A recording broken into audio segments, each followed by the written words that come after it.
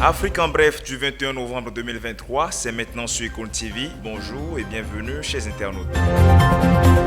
Joseph Boakai est officiellement déclaré vainqueur de la présidentielle au Libéria. La Commission électorale nationale l'a annoncé ce lundi après le dépouillement des bulletins de tous les bureaux de vote. Le successeur de George Weah l'emporte devant ce dernier avec 50,64% des suffrages exprimés. Si le président sortant a accepté sa défaite et félicité son challenger avec une élégance saluée par tout le continent, la victoire de Boakai n'a pas réjoui tout le monde. Dans la soirée de l'annonce, un véhicule a foncé sur une foule de supporters du vainqueur percutant au moins 10 personnes. Les victimes déclarées blessées par la police sont plutôt décédées selon le Parti de l'Unité. Le président russe Vladimir Poutine participera aujourd'hui au sommet virtuel des BRICS. Visé par un mandat d'arrêt de la Cour pénale internationale, le maître du Kremlin n'avait participé ni aux dernières rencontres annuelles de cette organisation, ni à celle du G20. Ce sommet, qui lui ne se déroulera pas dans un cadre physique, permettra au président russe d'échanger avec ses homologues sur le conflit entre Israël et le Hamas dans la bande de Gaza.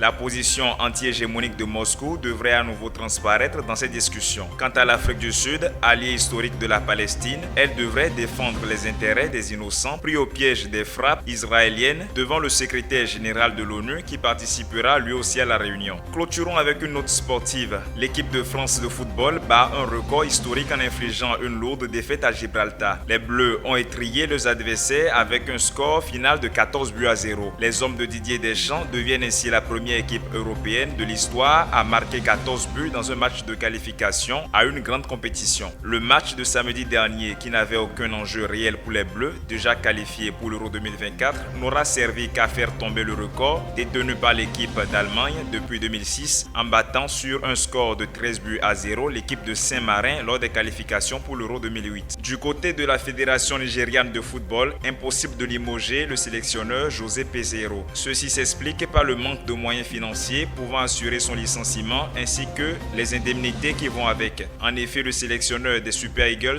a déjà enregistré 2 contre-performances dans le cadre des éliminatoires de la Coupe du Monde 2026 Zone Afrique. Si nous avions l'argent pour payer ces indemnités, nous serions prêts à le démettre de ses fonctions. Nous ne sommes pas contents à confier Nze Essien, membre de la Fédération nigériane de football. Le Nigeria a déjà disputé 2 matchs avec 0 victoire. Il a fait 2 nuls, l'un contre le Lesotho et l'autre contre le Zimbabwe, ce qui compromet sa qualification. Tout le monde demande le limogeage de l'entraîneur principal. Sur 6 points possibles, nous n'en avons que 2. C'est regrettable et nous sommes dans une situation très précaire. C'est désolé, Nse Essien. Mesdames et messieurs, ce sera tout pour l'Afrique en bref de ce 21 novembre. À demain pour un nouveau numéro.